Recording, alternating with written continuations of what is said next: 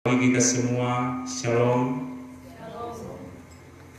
Saudara-saudara yang boleh melihat dan menyaksikan persekutuan ibadah ini lewat streaming Facebook Jemaat Gemi Muria Kali, bahkan juga yang boleh menjangkau pengeras suara yang ada di tempat ini.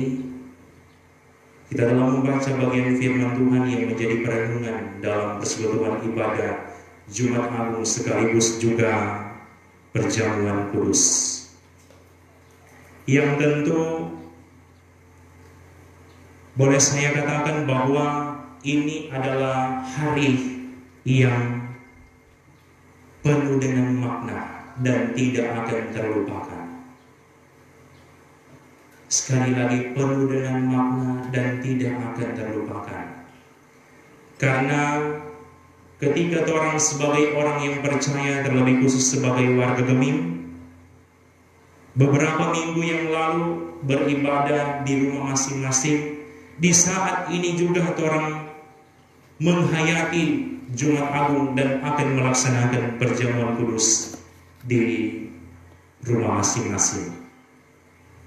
Dan tentu bagi kita sebagai orang yang percaya ini akan terasa asing, mungkin juga terasa aneh bagi sebagian orang.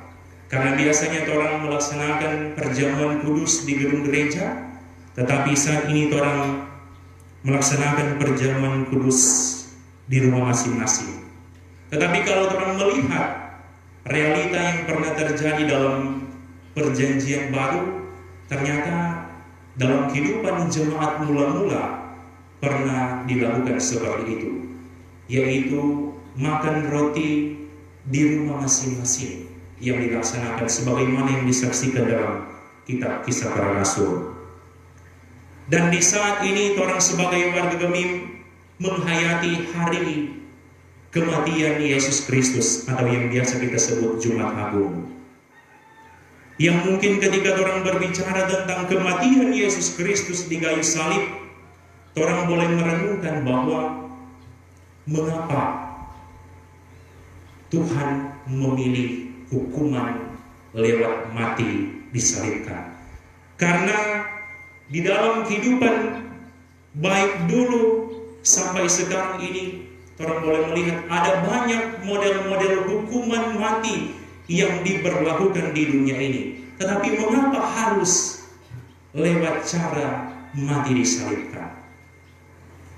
Saya memberikan contoh bahwa ada beberapa hukuman mati yang mengerikan yang pernah diberlakukan di dunia ini. Yang pertama yang bernama brazen bull. Hukuman mati ini yaitu orang yang melakukan kejahatan atau yang melakukan kesalahan, dia dimasukkan dalam satu kuningan bentuk banteng, kemudian dorang masuk di dalam kuningan itu, kemudian dorang panggang sampai akhirnya mati perlahan-lahan. Jadi dorang dating sama dengan panggang ikan kalau boleh disebutkan dengan kalimat sederhana. Kemudian ada juga model hukuman yang digergaji.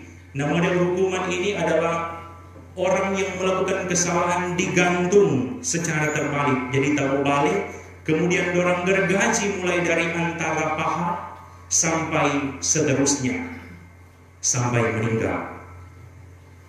Dan yang berikutnya juga ada model hukuman yang pelaku kejahatannya diikat di kedua tangan dan kedua kaki, kemudian ditarik dari 4 arah. Jadi orang tarik dari 4 arah sampai akhirnya itu bagian-bagian tubuh terlepas. Kemudian setelah terlepas atau terpisah, isi puru yang ada dalam pelaku kejahatan itu dorang keluar. Nah, ini adalah beberapa contoh hukuman yang mengerikan kalau orang bayangkan. Tetapi sekali lagi, mengapa harus lewat salib? Atau mengapa Yesus harus mati lewat kayu salib? Ketika orang belajar dalam firman Tuhan di Alkitab, orang bisa melihat bahwa ternyata hukuman mati disalibkan itu harus dilakukan untuk menggenapi nubuat-nubuat, bahkan apa yang disampaikan dalam hukum Taurat dan kitab-kitab para nabi. Karena hukuman mati lewat cara disalibkan adalah gambaran hukuman yang sangat-sangat terkutuk. Karena Tuhan Yesus itu menebus manusia atau orang yang terkutuk. Jadi karena orang ini manusia yang terkutuk, yang penuh dengan dosa, jadi Tuhan Yesus harus melakukan penebusan dengan model hukuman yang terkutuk, yaitu digantung dan dipaku di kayu salib. Karena gambaran digantung dan dipaku di kayu salib adalah gambaran ditolak oleh surga dan ditolak oleh bumi. Karena kakinya nyandak menyentuh tanah dan kepalanya nyandak juga ada di langit. Jadi ketika juga orang membaca firman Tuhan dalam Ulangan pasal 21 ayat 22 dan 23, itu disebutkan bahwa orang yang melakukan kejahatan yang hina atau terkutuk itu harus digantung di luar kota. Itu dijelaskan dalam Ulangan 21 ayat 22 dan 23. Kemudian kalau orang baca juga dalam Ibrani pasal 9 ayat 22, dikatakan bahwa untuk penebusan atau pengampunan dosa harus ada darah. Jadi model hukuman mati disalibkan itu adalah menggenapi apa yang telah dikatakan dalam kitab Taurat dan juga kitab-kitab para nabi sebagaimana yang telah dinubuatkan. Jadi saudara-saudara, itu adalah gambaran secara singkat yang dapat memberikan pemahaman kepada orang semua mengapa Yesus Kristus harus mati di kayu salib. Dan ketika orang memperhatikan bagian firman Tuhan yang orang baca di saat ini, dalam bagian-bagian firman Tuhan ini orang membaca dan juga dalam mendengarkan satu kalimat yang begitu luar biasa, kalimat yang sangat sulit untuk dilupakan bagi orang yang seringkali menghayati hari Jumat Agung, yaitu kalimat Eli, Eli, lama sabachthani. Ini adalah kalimat yang diucapkan oleh Yesus Kristus sebelum dia meninggal, yaitu Eli, Eli, lama sabachthani, yang artinya Allahku, Allahku, mengapa engkau meninggalkan aku? Ini juga adalah kalimat yang disampaikan oleh Tuhan Yesus untuk menggenapi nubuat yang disampaikan dalam kitab Mazmur pasalnya yang ke-22, atau yang seringkali disebut sebagai Mazmur Mesianik, yaitu Eli, Eli, lama sabachthani, yang di dalamnya bermaksud untuk menggenapi tentang karya penebusan yang dilakukan oleh Tuhan Yesus Kristus di saat itu. Kalau orang baca di Matius, itu memakai kalimat Eli, Eli, lama sabachthani. Tetapi kalau orang baca di kalimat yang disebutkan dalam kitab Markus, itu memakai kalimat Eloi, Eloi. Secara sekilas mungkin orang berpikir, siapa di Matius Eli, Eli, kemudian Markus Eloi, Eloi.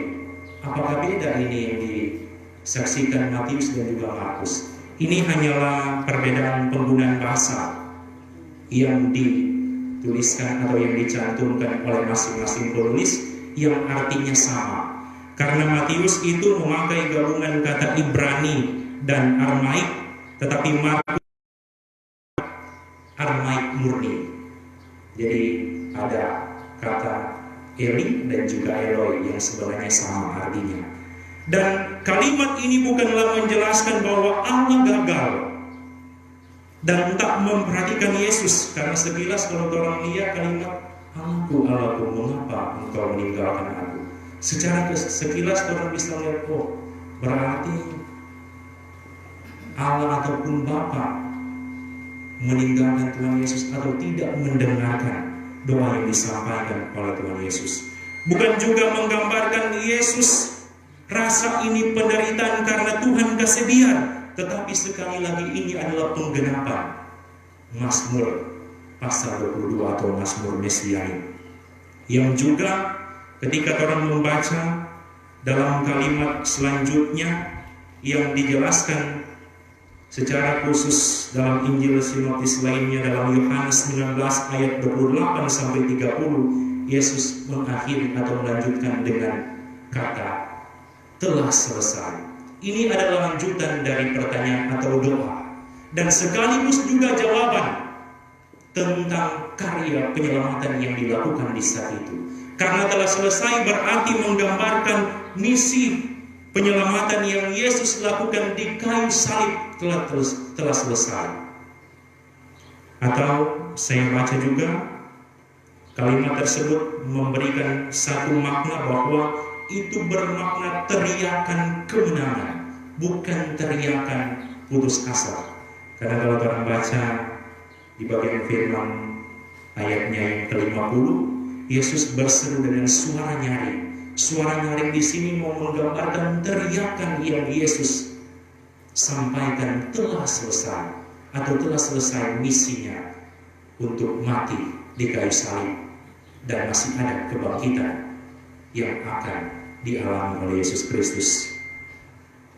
Jadi saudara-saudara, ketika orang membaca bagian firman Tuhan ini, tentu hendak memberikan motivasi bagi orang semua bahwa orang harus benar-benar yakin dan percaya tentang pengorbanan yang telah Yesus lakukan di kayu salib. Orang juga bisa memperhatikan dalam bagian firman Tuhan ini bahwa peristiwa yang dialami oleh Yesus Kristus di saat itu, proses demi proses yang dialami, bahkan tanda-tanda yang menyertai kematian Yesus Kristus, baik kegelapan, kemudian tabir bait suci terbelah, bukit-bukit batu terbelah, orang-orang kudus dibangkitkan, membuat kepala pasukan atau kepala prajurit menjadi percaya. Karena itu di ayatnya yang ke-54 ia berkata, sungguh ia ini adalah anak Allah. Ini adalah bentuk kalimat yang menggambarkan keyakinan iman atau pengakuan terhadap Yesus Kristus sebagai juru selamat. Karena ketika dia melihat tanda-tanda yang terjadi itu bukanlah tanda-tanda yang biasa, yang juga seperti saya katakan tadi, itu sudah dinubuatkan oleh para nabi, terlebih khusus ketika kita membaca perjanjian lama. Jadi saudara-saudara, dari bagian firman Tuhan ini tentu hendak memberikan motivasi bagi saya dan juga saudara-saudara sekalian, termasuk orang yang bisa ini lewat streaming Facebook, bahwa salib itu bukan untuk mempertontonkan ketidakberdayaan Yesus Kristus. Itu sebenarnya bukan untuk mempertontonkan bahwa Yesus tidak mampu untuk melepaskan diri dari kayu salib, bukan. Karena sesungguhnya kalau Tuhan Yesus suka dia melawan orang-orang di saat itu, boleh. Karena orang lihat kan di Perjanjian Baru ketika dia melayani, banyak mujizat-mujizat yang dia lakukan, tetapi dia tetap melaksanakan misi atau karya penyelamatannya di kayu salib untuk benar-benar membuktikan kasih-Nya yang begitu sempurna bagi saya dan saudara-saudara. Dia telah menghancurkan tembok-tembok pemisah, seperti arti dari tabir bait suci terbelah dua. Tidak ada lagi tembok-tembok pemisah antara Tuhan dengan orang semua manusia. Jadi janganlah orang membuat tembok-tembok yang baru, karena orang Tuhan Yesus cuma mati satu kali untuk selama-lamanya. Sekali lagi, Tuhan Yesus itu hanya mati satu kali untuk selama-lamanya. Seperti yang saya katakan tadi, bahwa ketika orang melihat adegan-adegan yang terjadi dalam proses Via Dolorosa sampai juga di Bukit Golgota, Yesus mati dengan siksaan yang luar biasa. Kalau Yesus boleh beraksi seperti superhero sekarang, kita rasa bolehkah? Dia boleh jauh lebih hebat daripada Superman, dia boleh jauh lebih hebat daripada Spiderman, dia boleh jauh lebih hebat daripada Batman, maupun superhero yang ada di film-film yang orang tonton di zaman sekarang ini. Tetapi dia tetap rela menderita, merasakan siksaan yang luar biasa untuk menebus saya dan saudara-saudara sekalian. Dan di akhir khotbah ini ada kalimat yang hendak saya sampaikan yang kiranya boleh memberikan motivasi bagi orang semua, supaya orang benar-benar merespon pengorbanan yang Tuhan Yesus lakukan di kayu salib. Itu satu kalimat yang berkata, jika ada kematian yang paling berharga di dunia ini, itulah kematian yang dialami oleh Yesus Kristus. Dan jika ada kehidupan yang paling hina yang ada di dunia ini, itulah kehidupan yang menyia-nyiakan kematian Yesus Kristus. Tuhan Yesus memberkati kita semua dalam momen Jumat Agung, bahkan juga persiapan melaksanakan perjalanan kudus.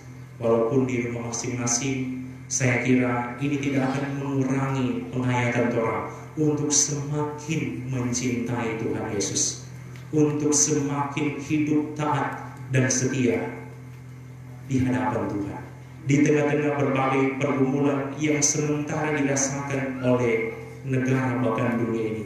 Marilah orang semakin mendekatkan diri kepada Tuhan. Tuhan Yesus memberkati firman ini dan memberkati kita semua. Amin.